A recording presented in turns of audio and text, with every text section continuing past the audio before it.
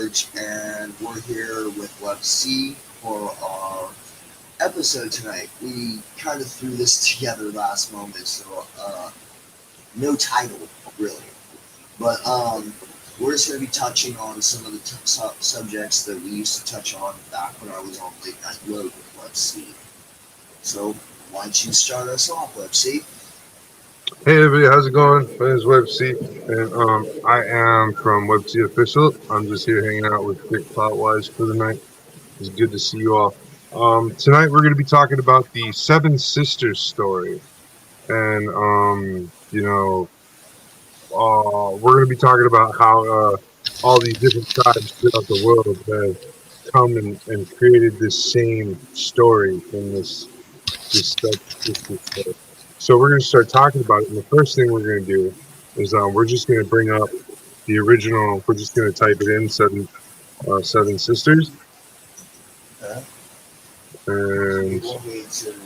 Oh yeah, you can do all right. So we're going to talk about this first one, the first definition of it. Where was it? So I had a really good written down spot. Where'd it go? Where was it like this earlier? Oh, here it is. All right. All right. The Pleiades were seven sister nymphs in the Greek mythology. They were companions of Artemis, the goddess of the hunt. Together with their sisters, the Hyades, they were called the Atlantides, the Dodonides, and the Nyceides. The Pleiades were thought to have been translated to the night sky as a cluster of stars forming the well-known Pleiades constellation. Their names were Maya, Electra, Taygete, Kalliano, uh, Alcyone, Sterope, and Merope. These celestial sisters were sometimes said to be nymphs in the train of Artemis.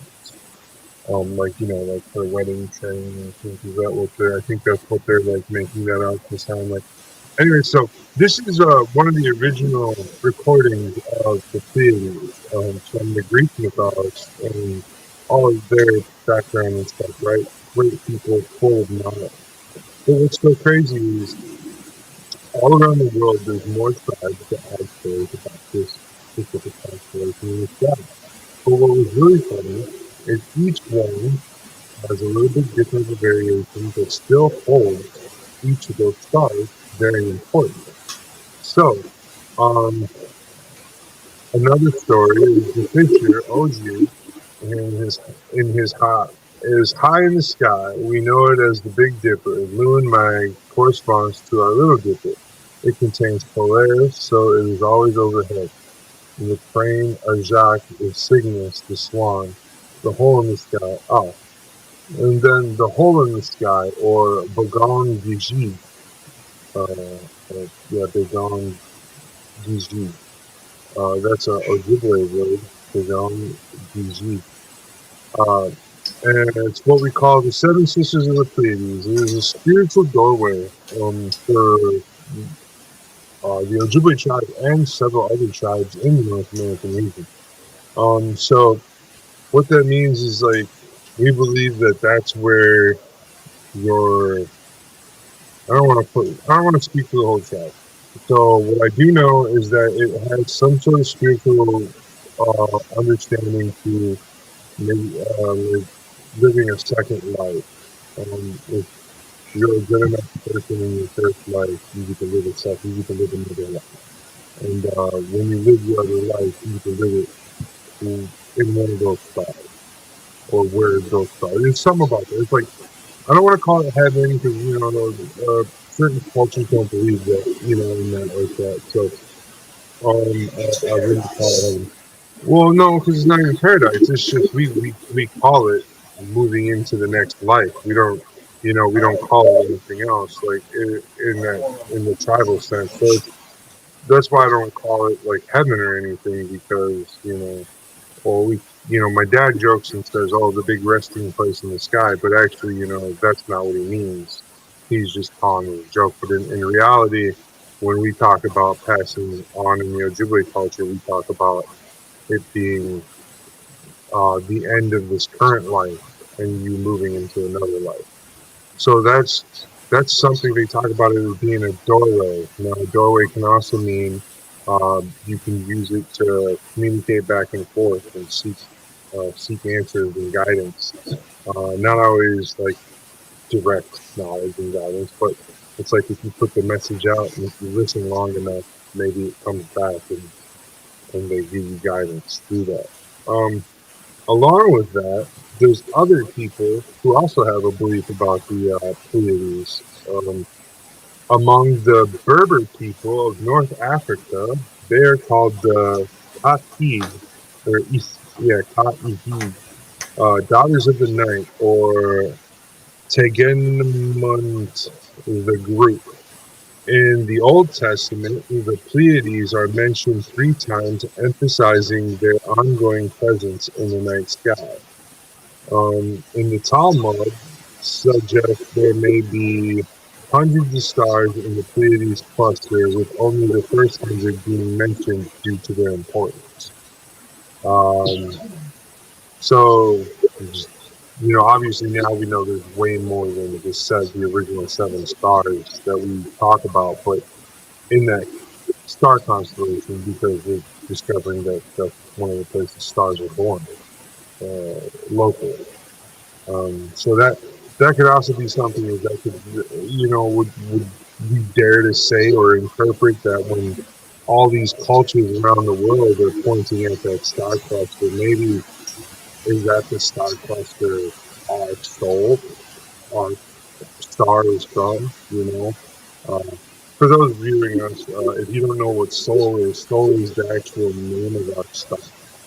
Our star has a name, just like our planet has 2 names, and then different continents on our planet have a name, that we go by daily. But we actually refer to Earth in a celestial matter as terra firma, or terra. Earth is, so that's Earth's real name, is terra firma. So in the grand scheme of things, it's kind of, it's named after the Earth god. That was one of the things that I always thought was really interesting about the whole scheme thing. Because we can see all those correlations with all these different groups of people. And then I'll go back to what I do know from the Ojibwe stories and stuff. One of the stories is, like I said, my dad tells me that a lot of the stories that the Ojibwe have, over 50% of them are just stories that we tell the children to help them learn, but they're not supposed to be taken as factual, literal. It's supposed to be. Yeah, like a proverb. Like, it's a proverb, so it's not completely literal, but there's a lesson to be learned within the story. And that's what my dad tells me about a lot of these Ojibwe stories. So take this with a grain of salt. The Ojibwe do believe that they did not migrate around the world. The Ojibwe people, like scientists claim happened. The Ojibwe people have a strong, firm belief that when they were first put on Earth, they were lowered here from the Pleiades system. Like, part of the word meaning for the whole native group Anishinaabe, it means from hence they were lowered, or they were lowered down, or from which they came, meaning that they, it's a very stern meaning of first, being first in a lot of things, and the understanding. So when they're saying that we didn't come from like another place, like here on this planet, there was a whole nother world that we came from, and the gods of that world brought us to this world and lowered us here and said we will be, we're at this world to give to us from our gods, in a sense. And it's a fanciful telling. I'm blunt. I'm telling you like the most direct, blunt version of that. But there's a very fanciful telling in Another thing is the Ojibwe also have these great spirits. Now, there's the great creator spirit, and then there's the seven, what are known as Migas, or the totems. And one of the totems doesn't have a clan, but six of the seven totems do have a clan. And I actually stem from one of those clans. That's where my family heritage comes from, is one of those six clans. They're called the six original clans.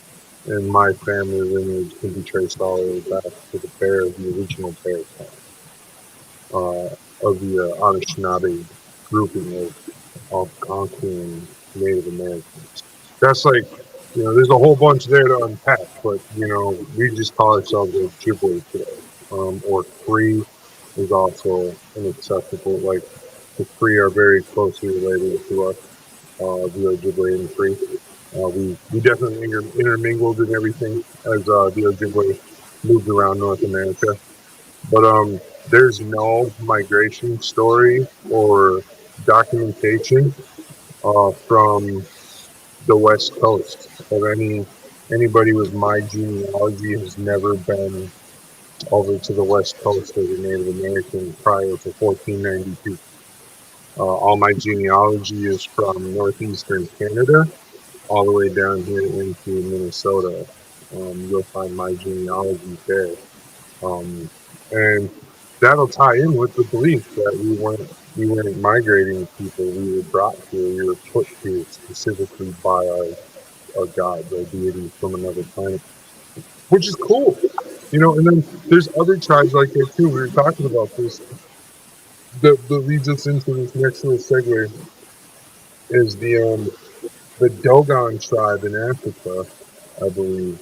They have a belief that they come from the Dogon star system, and it's a twin star system, and they believe they're from the hidden star. And they kept telling scientists for hundreds of years, modern scientists, that, hey, there's a star there, and that's where we're from. And scientists were like, nah, that's not true. And finally, technology caught up, and they were able to see that star really existed. And it baffled scientists for years. They really didn't want to concur, until they went back to the tribe and they showed the tribe the pictures. They said, this is the star. This is what you're talking about. They said, yeah. They said, like, their faces lit up. They got real happy. All the tribe members, they were like really excited. It was like them seeing a picture of their home. They were like, it was so far gone. It was gone so far and everything. Now, they're like, oh, it's like a picture of home.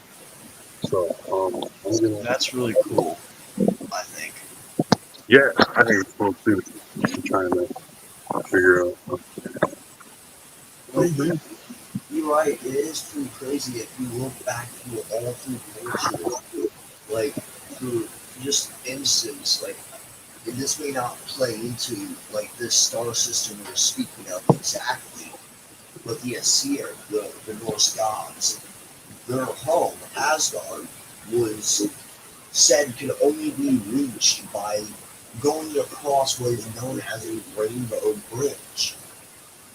And in most science fiction shows, what you see as an Einstein-Rosen bridge, which classic sci-fi, American sci-fi, would be Stargate. It looks like, kind of a rainbow thing.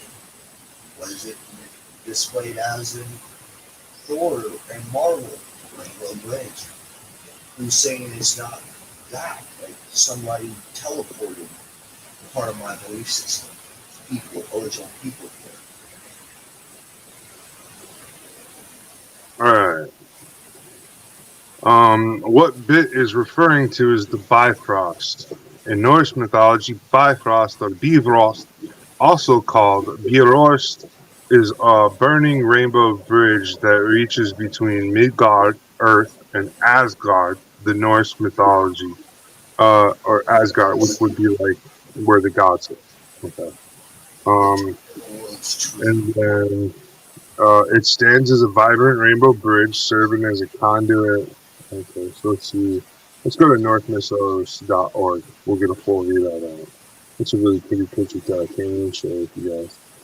In Norse mythology, Bifrost, alternatively known as Bifrost, stands as a vibrant rainbow bridge, serving as the conduit between Midgard and the human world, and Asgard, the abode of the gods.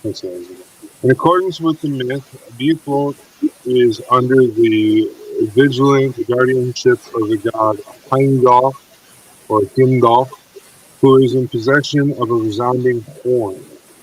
And it's prophesied that this horn will be blown by Heimdall to herald the onset of Ragnarok, or the twilight of the gods, signifying apocalyptic culmination of the world. Bifrost is characterized as a narrow and perpetually oscillating bridge, trembling under the burden of its cosmic roll. Composed of fire and light, Bifrost is resplendent with an array of spectral colors mirroring the splendor of a rainbow. It is firmly believed that only the divine entities and the noble souls of fallen warriors whose courage was demonstrated in the theater of war are entitled to traverse the path of the Bifrost to gain entry into Asgard. And the origins of the Bifrost myth within Norse mythology can be traced back to the two venerable written sources, namely the Prose Edda and the Poetic Edda, both of which were meticulously compiled in the 13th century on the shores of Iceland. The Prose Edda, penned by the eminent Icelandic scholar Snorri Sturluson, presents a compendium of Norse myths and legends encompassing an exhaustive amount of the world creation and the comprehensive structure of Norse cosmology. Within the Prose Edda, Bifrost is painted as a spectral bridge that forms the cosmic link between Midgard and Asgard. Similarly, they just kind of repeated again. In some, the narrative surrounding the Bifrost, often portrayed as a burning rainbow bridge, holds an elemental position in the vast, intricate tableau of Norse cosmology. Its existence demonstrates the Norse belief in interconnectedness of all life and the multiple realms that coexist within the mythic universe. So, that is a giant bunch of information about, that is, in that sense, what you can get back now. I'm sorry, I'm battling. It's all good, man. But like I was saying though, an Einstein-Rosen bridge is mostly described if we were to be able to see it, something similar as what the Bifrost is supposed to look like. It's just basically it's a matter like you're trans teleporting matter throughout space and time over great distance is basically what this type of travel would be for. You'd be going from one galaxy to another type of travel instantaneously. Sure. And if anybody's seen Stargate, like that's what the Stargate does.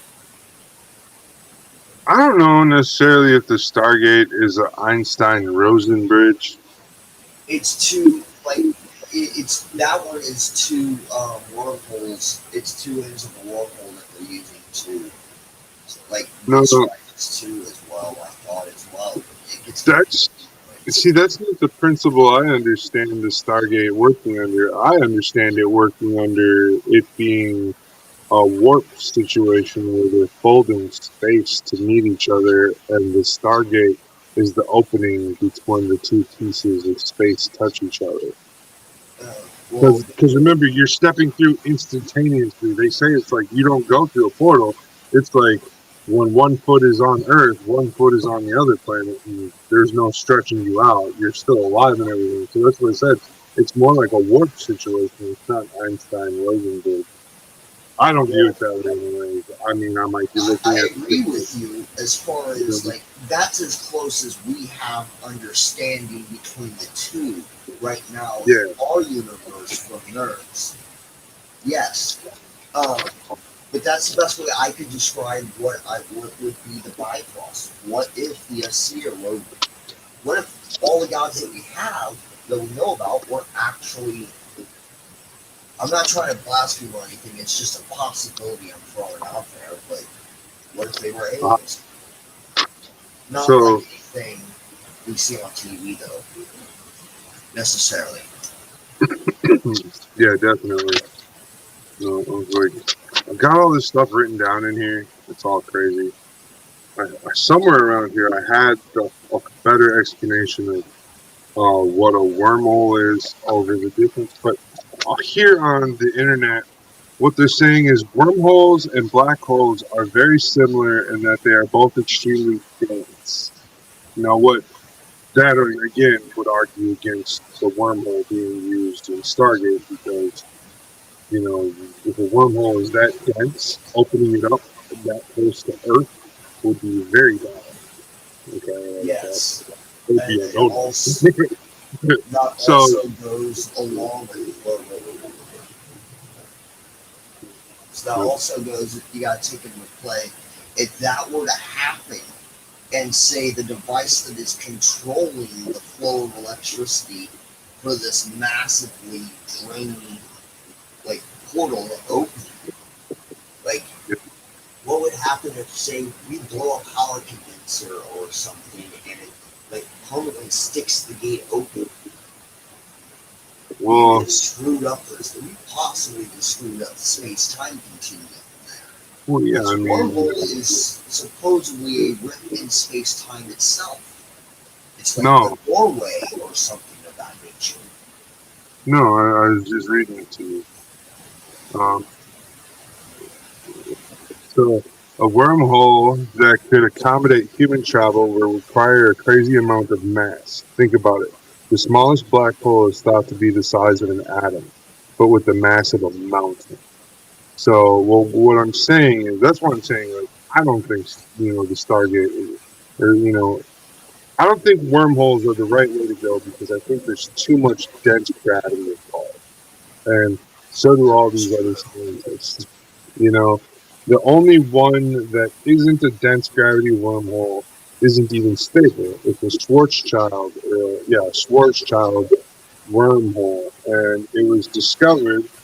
But when it was discovered, it was found that it would collapse very easily if anything passed through its threshold. Meaning, so basically, anything that goes past the event horizon is. Yeah, I mean, you might not make it to the other side. You'd be stuck stretched. So what the argument is that a wormhole could possibly be the visual part of a warp happening. Meaning, if we took, where's the piece of paper? So basically, its mass expanded out over long periods, is what they're saying. It's a ship being drawn out or something. This is space. Okay, when we activate the warp drive, space does this, and then we can travel from this side of the paper to this side of the paper without going past this, right? So then it connects. Well, what some people believe is this connection happening right here stays like this, and the wormhole is like this little spout that just is like a shortcut, right? Like is what they're saying. And the wormhole is like the meat of the object when you imagine a visual representation of what you're doing when you're warping space. However, the science is saying that the two things are different. They're saying that the happenings of warping space, it doesn't happen this way anymore. We've actually changed what happens when we warp space. We no longer fold it like this to warp force. Actually, what we're doing now, if I'm correct, is this side will go up and this side will go down. And this is what happens when we really warp space. And we're still right here. And we use this and we push one direction or the other based on which way we need to go. This is what a real warp wave looks like now. This is what we thought warp wave would look like prior to 2020. Recently, in the lab, we simulated warp bubbles.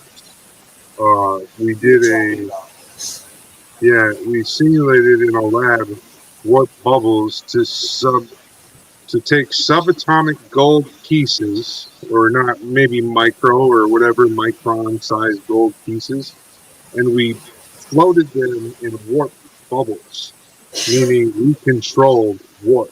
We had something dense as gold inside of a warp bubble, and we held it in place.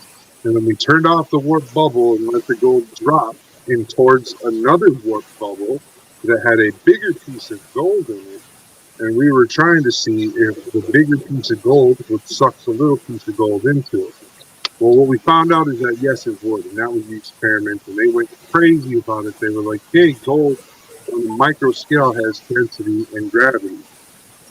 We totally shot the whole over experiment. Nobody paid attention. They cared to the fact that we legitimately suspended pieces of gold in a warp bubble. That was like completely overlooked in the whole scheme of everything. Because they were just like looking for a way to suspend this piece of gold, and they just did what they did.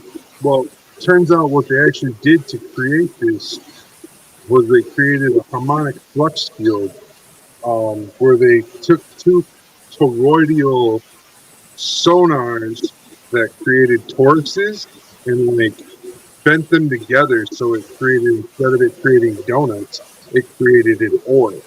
And then these two toroidals, one of them bent one way and the other one bent the other way, and they got one to pull positive and one to pull negative. And then they were able to create the bubble and stick whatever they wanted inside the bubble. So it's really, really, there's so much going on with it. It's so hard, like, to really break down on it. Like, I feel like I'm an idiot when I talk about it because I know I'm getting half the verbiage wrong. But I'm like, I understand what's going on, and if I drew you a picture, you'd probably be like, I don't know. Can you send over a link? I can show you guys. Let's see if I can find one. TORIDI.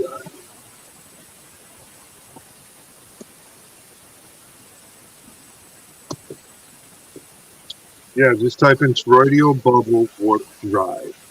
It'll be the first image, and they're literally showing you what I just told you.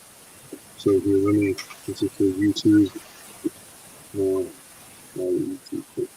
Yes, this is YouTube. How do I share? Oh, here we go. Here, I'm gonna shoot this over to your Facebook. Okay. Copy link. Yes, I'm gonna shoot this over to your Facebook. Well, discoverers suggest warp drive is possible with unknown physics.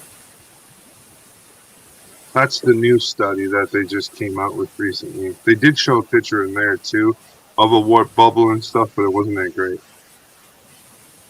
Well, they show like an artist rendering of a ship. Yeah, that's actually a pretty cool looking ship. I'm not gonna lie, I like that ship.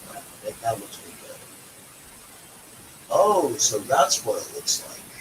all right. Incoming. So they claim it's the visual effect of what it looks like when you look at it. So, however, like I said, so that's what they're now calling it. They're not calling it the Alcubierre warp theory anymore. It is now a toroidal bubble.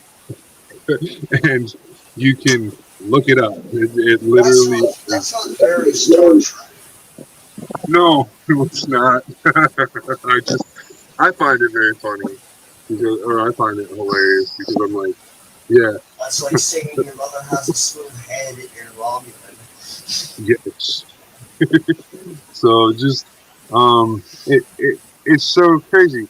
Anyways, if you pop in the images, when you pop in all these images, they're gonna show you the little spaceship with the big circle around it, and they're gonna show you uh, space dipping down, and behind it, space dipping up, and then there's gonna be like a flat square, and the two spaces are pulled apart, one in front and one behind. And then there's that, it creates the negative space, which is set stuff in. And as long as you are compressing the toroidal energies against that bubble, and if you put more of one, like say on the back side of the ship, if you put more compression on the back side, and you still have compression on the front side, you can still move. And so they're finding out that if you like do like this weird like inside the bubble, like so there's a bubble, and then right on the outside of the bubble is like a zone, and then there's another bubble. But inside this zone is what they're learning to manipulate. It's like a layer. And they're learning to manipulate the inside of this layer. And as they manipulate the inside of just this layer, they're finding out that if they lean the bubble forward, it goes forward, and if they lean everything in the bubble backwards, it goes backwards. But they have to create the compression and create that bubble layer first. And they're doing it. They're figuring out. And what's so crazy is it's low power. It's not high power. It's not as high power as we were originally predicting 10 years ago. We were like, oh, you need like all the nuclear reactors on the planet to, suffice enough power just to turn the engine. They were calling for about the size of a warhead. What we're building now is a Titan class nuke. Yeah. That's about the size of uranium and plutonium we would need, whichever one they decided to go with to make that kind of reactor that we originally thought. Right. So you think about it, why we build a bomb that big? All right. And I also build models and stuff just like Bit does. And this is what I did tonight. I took and put that little white rectangle right there. And that little white rectangle, there's a switch right here that's inside of this little switch right here. And I just moved it. So when these two things are together, the switch can go down, and then this won't move. But if I pull the switch up, then we can move it, or it'll move. It's weird. I don't know how it's working yet. I think I did it wrong. But it's okay. The whole goal is to... So that's that hangar you bought, right? Yeah, it's part of that super custom hangar scene base. So... I was thinking about buying one of those square ones that are 3D printed off Amazon. It looks like it has like weapons rack and it has like a catwalk around it. It's just like a squared off circle thing. That's what I have.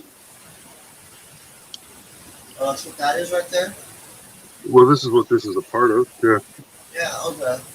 Oh, shit. That looks like that would be good for a while. That's not working right. Well, I might have messed it all up. How is that? Glad it comes apart easy. What the heck did I do wrong there?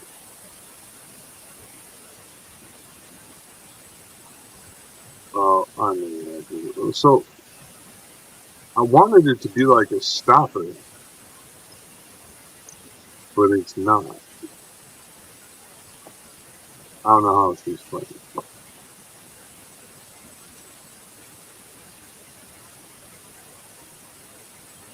So to put this back together, one more game. So, from what I've been reading about Gundam Breaker 4, that it's hitting off pretty hard. Gundam Breaker 4. Man, I don't even have enough money to get Gundam Breaker 3. Now they got 4. I don't even have enough money right now to be able to buy Gundam Breaker, the knockoff version of Gundam Breaker Mobile. They've got like some emulator version. There's a lot of stuff that are Gundam games nowadays that I wish I could play. They've got like all the SD versions now. I've seen some of those. I was never interested in that. I was thinking there's other little ones that are going to be coming around me and my stick and other. She has another. Yeah. Anyways, but so I figured that would be cool for them because one's a little girl. Her name's Tati, and then there's another one. His name's Rowan, and yeah, to be able to play something and something I can get into as well. Cool. I get it. Yeah, I had Gundam Breaker, new Gundam Breaker. I think. That's what I've got. I got that on my laptop. Yeah, I got it on Operation 2. Yeah, I got it on the PlayStation 4. I don't play, but when I have my PlayStation, I have that too. I really like it. Like, I play the heck out of it some days. Like, load it up and just go to town collecting parts. And I got really good at that whole.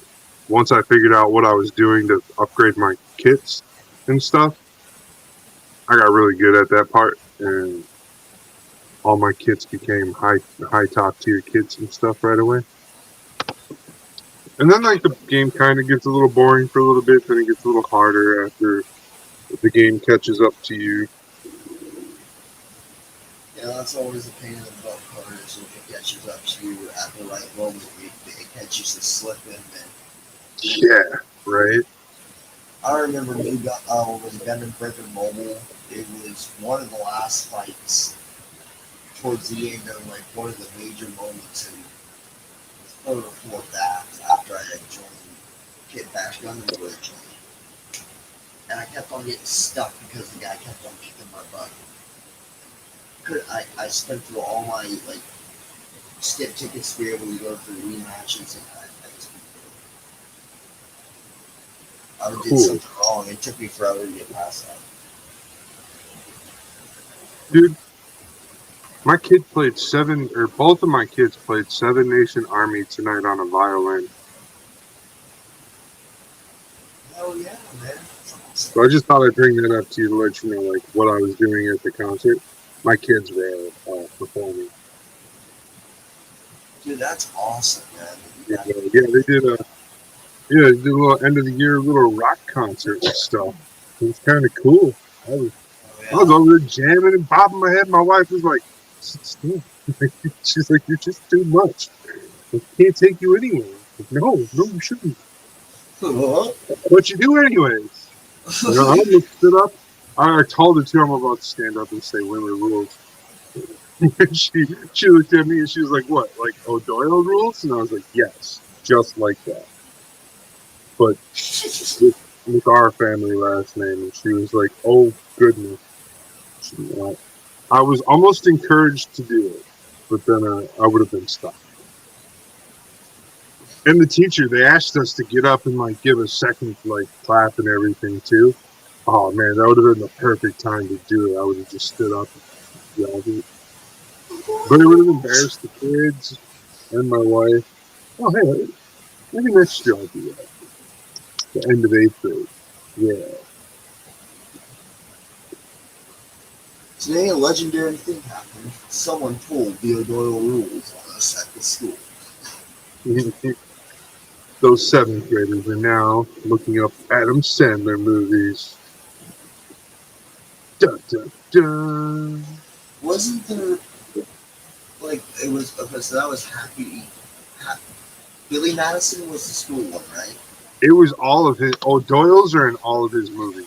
Yeah, like, I'm trying to remember the first one they came in on. It was either Billy Madison or Happy Gilmore or something like that. It was one of his first Madison production ones. I thought. Well, I know for sure that what? Yeah, that's one. That's Happy Gilmore, right? Yeah, it's Happy Gilmore where they drive off the bridge, and then Billy Madison is where he has to go to school with all the different O'Doyles, and they all punch him in the gonads.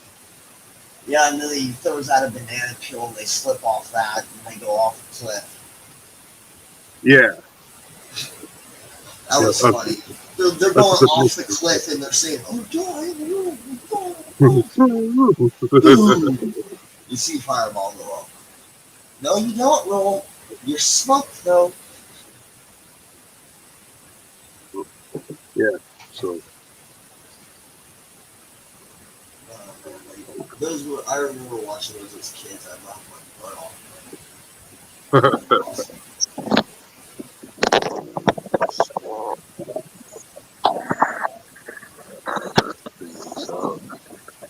Like I was talking to Crystal earlier, and I'm like, yeah. For some reason, I just want to watch Super Troopers all of a sudden.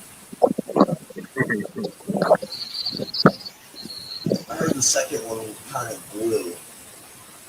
I'm not sure. I kind of like it. Well, I heard that there were really good parts. Like Barla got more good lines than anybody else on that one. I heard, but like I haven't seen it yet because every time I find it, I get sidetracked and I get to something else. Usually it has robots in it. Hey, Captain, load in my second camera. Okay. I still take.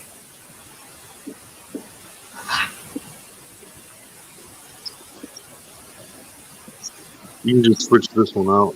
Or, here. Give me 1 second. I'll be there.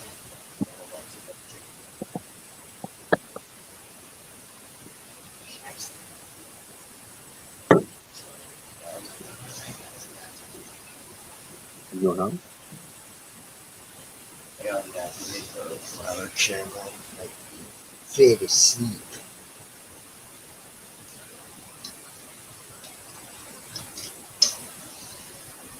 What, like, I think it would be kind of cool if they did a live action, like, what was it, Dexter's Lab, like they did with SpongeBob.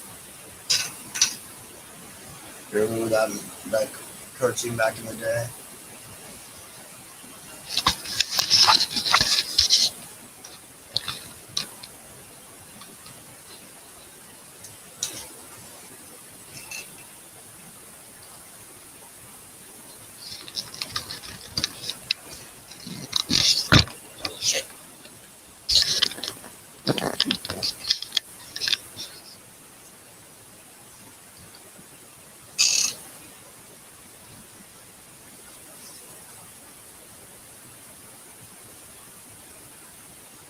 Dude, I don't hear you, man. You're talking.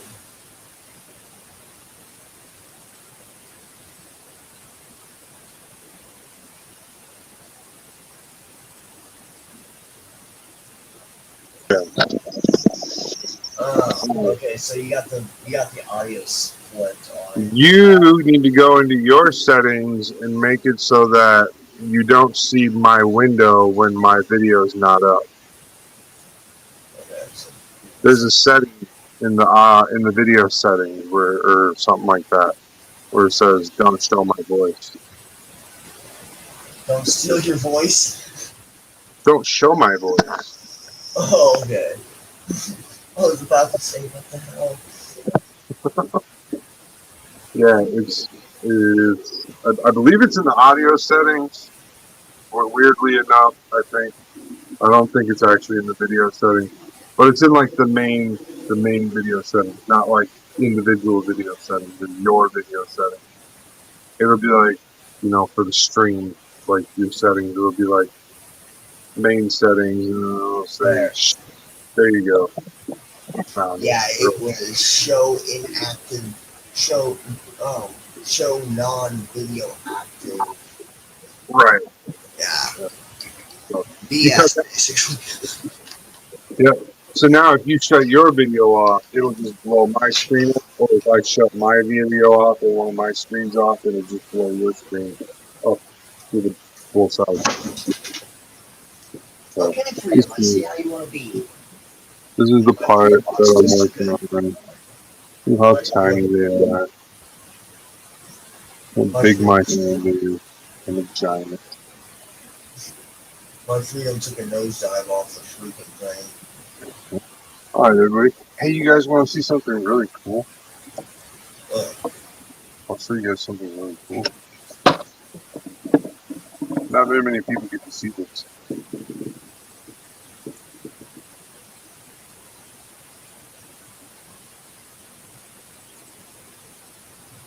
Nice. It's completely chrome. Except for the dark blue. I left the dark blue. I've got to do mine. So it stays in the box. Good idea. Like, that is a good idea. What I was gonna say though is I've got the unicorn version. That's the narrative. This is the narrative. Yeah, so that's what it looks like after they got back the original shenanigans. They reworked some of the armor and stuff and came up with that one. Yeah. Oh. The red Sinanju is the final product. I believe. I thought the narrative was an intermediate, just like the Moon Gundam one. The narrative version comes after the red one. The red one was directly stolen from an Anaheim transport route and under Betty Guard. No, but that's the Moon Gundam. That's the unicorn version. Like, they stole it. The unicorn version, the Shinanzu, was also the very same one that was the thrusters from that Shinanzu and everything output was what they based the RX-0 unicorn on. Was a lot of the tech involved with the Shinanzu. That's why the unicorn can keep up with it. Okay, because I was going to say the Moon Gundam is actually, they stole the Moon Gundam blueprint, and then they took all the data that they got from building and using the Moon Gundam to create the Suzabi and the Shinanju. Like, both of those were platforms from the Moon Gundam. Not New Gundam, but the Moon Gundam.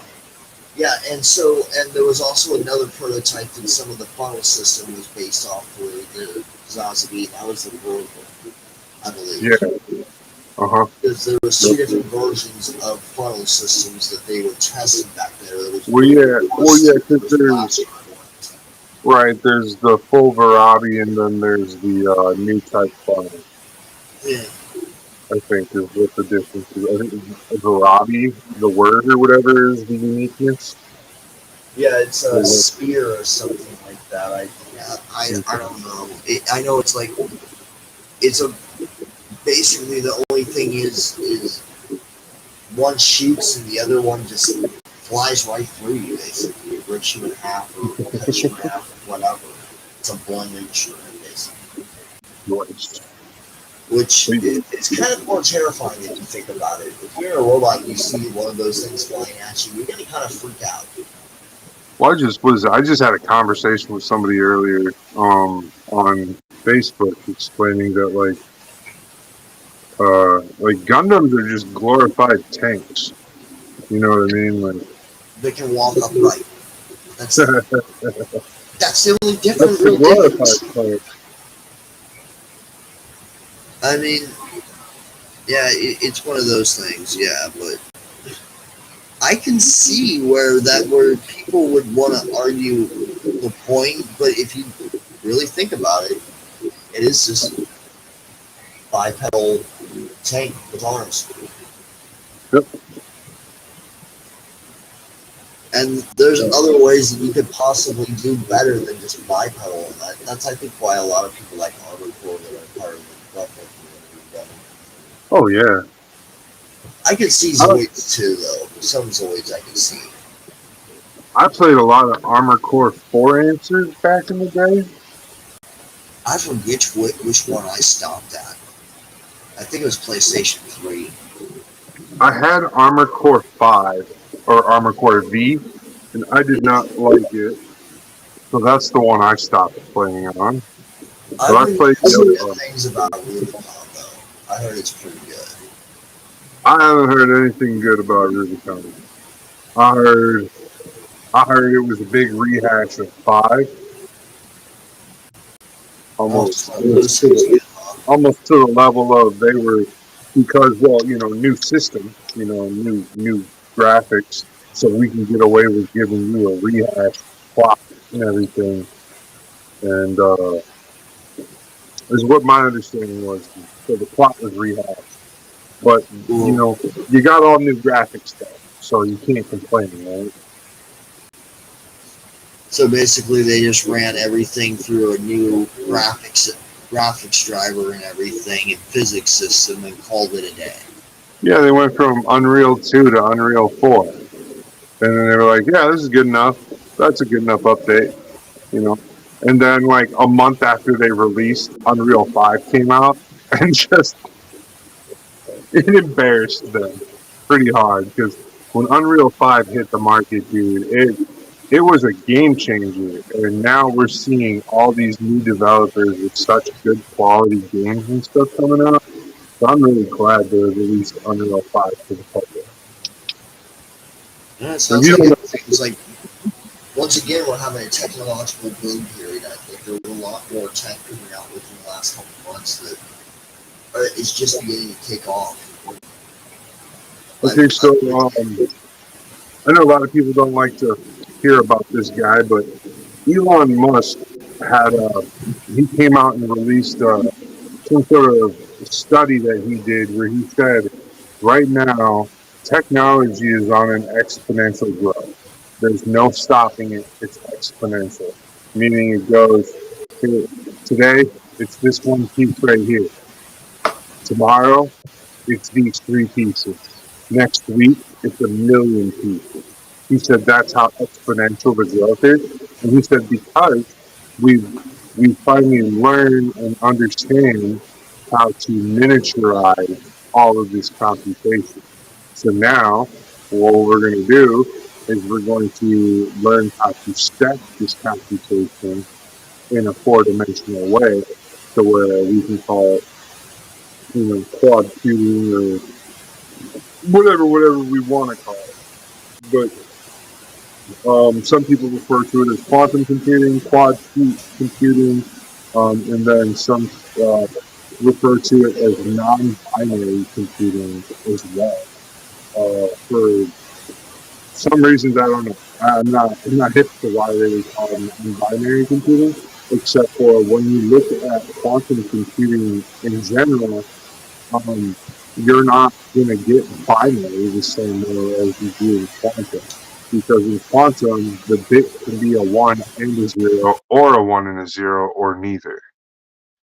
So, it's for me, it's one of those ones where you go, well, that's non-binary then, because it's you're not sticking to the binary. You're allowing that 1 to be a 0, and you're allowing that 0 to be a 1, or they can be whichever one until you look at it. And that's what the craziness of quantum computing is. And if you need the 1 to be there, then it'll put a 1 there. And if you need it to be a 0, it'll be like, oh, you can have a 0. The quantum computer doesn't care if you want the 1 or the 0. It just wants the information to get transferred. So that's all quantum computing really is. But I don't know, why they would refer to it into a system of calling it a non-binary computing. But I've read about it, and it's a very interesting. All of these new computing levels, but the exponential growth has gone, and we could go from 1901. If we go from 1901, so let's go 3000 BC to 0 BC. The wheel. That's the growth. The wheel. We go from 0 to 1900. Horse-drawn buggy. Okay. and the beginning of electricity, like very beginning of electricity in the early 1900s. There were signs of electricity throughout the world in about 1843 or something like that. So 1843 was like when electricity was first starting to be used, but it wasn't popular. It was like really considered dangerous, and people were like, it was like science fair stuff or like Ringley and Barnum circus type stuff where they would, it was very new, and people were like, "Oh, what's this?" And then here we are, 1940. We create and design some of the most atrocious things in our history. From 1940 to 1960, nothing, dead weight. 1960, space race begins. From space race, the exponential growth of science and technology from the space race has been beyond compare. And we can see it. And Elon Musk is saying that exponential growth that started there won't stop. Once it got put into motion, there's nothing to stop it. Even if we, a whole bunch of people that did put that into motion stop doing any work to contribute, there's so many other people that can contribute now because the work that had already been done, that the ball will just continue to go.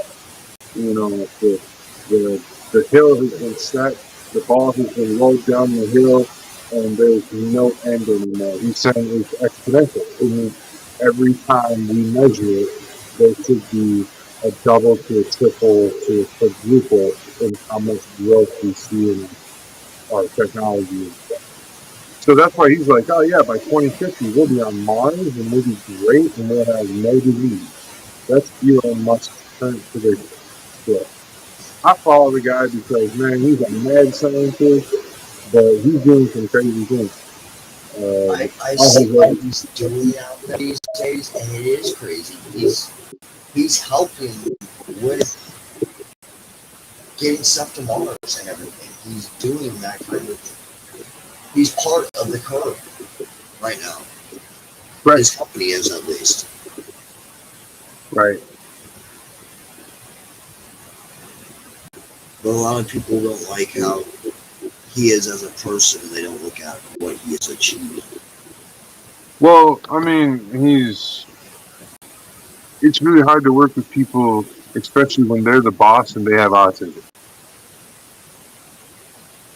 It's hard to work with. I'm not saying anything about autism people that are bad. It's just hard enough to work with them in general, from what I understand. Well, no bad thing about them. They're people too. It's that, they have less emotion when it comes to the task at hand and stuff. People don't always notice that or try to overlook that because they're just trying to make that person feel welcome. But you can clearly see the disconnect with some people who have certain types or certain levels on the spectrum. And there's no disrespect. I love all of those people. They're so amazing. They're such big hearts. They're wonderful people. It's just sometimes when there's a job at hand, they don't have the emotion to care about the means to how that job gets done. Let's just do it. Let's get the job done.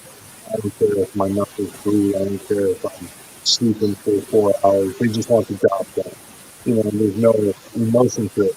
And I think Mr. Musk has a bit of that kind of Down syndrome attached to him, where he doesn't always care about the emotional side of the task. He only cares about what is the task, how do we accomplish it. I don't want to hear anything else except we accomplish the task. And he has, and I picked up on it a long time ago when he was ironing out his cars, when he was doing his cars and stuff. I watched a bunch of documentaries and documentation on how he was building his special cars. And the way he did it, it was very, very methodical of a person who has, as a person who's on the spectrum of Down syndrome. And I was like, wow, I didn't realize that, somebody could be so drivenly high functioning and have like no emotional attachment. Response. No, it's not a response because he still smiles and gets happy when the job is done. So there's that emotional part of it. But during the process, he has no emotion. He's like, I don't care. He's just, this is a problem and we're working through it. And so a lot of people, they don't, they don't want that. They want to be catered. They want their emotions to be catered to. And Elon Musk really isn't there for that. Well, I You can know, understand to a certain extent where both sides come from, but oh, some things I totally say, hey man, you got to let people go home and spend 8 hours a day with their family, man. You can't expect people to work 16 hours a day and see that. You know, like some people have families, some people have lives outside of work. You know, that's kind of what a lot of people gripe about Elon is he forces all of his employees to have his work ethic. And that's where a lot of the gripe comes from. Is all right. He works you like a dog. You know, he wants you to have the same drive as him. If he's willing to be there all the time and put in all the effort and all the thought and all the you know take all of that on. He wants everybody involved to take it all on too. He wants everybody to know that, oh, hey, we're having problems with this part today. I want the whole team working on that part. You know, we need to get that fixed in under an hour. You know, and if 8 of you take 10 hours, then 30 of you should take 1 hour. You know, he's like, he's one of those thinkers. He's like, hey, if we throw more and more resources at the problem, and don't put emotion at that problem, just the resources and get it fixed, then that's a good enough win for him, you know. well, I understand the process of throwing enough researchers at it because eventually something's going to click to somebody, and that's when you're going to get like a breakthrough, and that's going to trigger another breakthrough. And, yeah, that's how it works usually. Elon gets a bad rap for his types of work ethics and stuff, but overall, I think what he generally means well for the race is, you know, for the race to space. He genuinely means it. Because without him, these other 4 or 5 companies that are starting to do this work wouldn't be doing the work. They would be still, you know, dilly-dallying. Well, there's a lot of stuff that he has a hand in, yes. Well, yeah. Also, other stuff that he got a lot of help with. Right. So, you know, Virgin, Blue Origin, all that stuff. So everyone's got their start off that comes off another start off, and yeah, exactly. Like, well, okay. One of the problems that we were having was the Russians didn't want us using their rockets. They didn't even want to give us the blueprint so we could build their own. So Elon Musk had to go and build his own rocket. So I can see where that would be a problem. You know, that's so a lot of research there. That, you know how many jobs that creates too? You know, in my mind, I'm saying, well, that's a lot of jobs. Let's create that. So, anyway. Oh man. All right, man. Well, hey, it's I've been here for an hour. I gotta get out of here to get some sleep, my guy. I've been up all day. It was good hanging with you again, man. And awesome. Well, you know, we'll talk to each other later. And may you and your path be blessed to all my spiritual people and for all my nerdy people. Keep it nerdy. All right. There you go. Awesome. Thanks for having me. See you guys.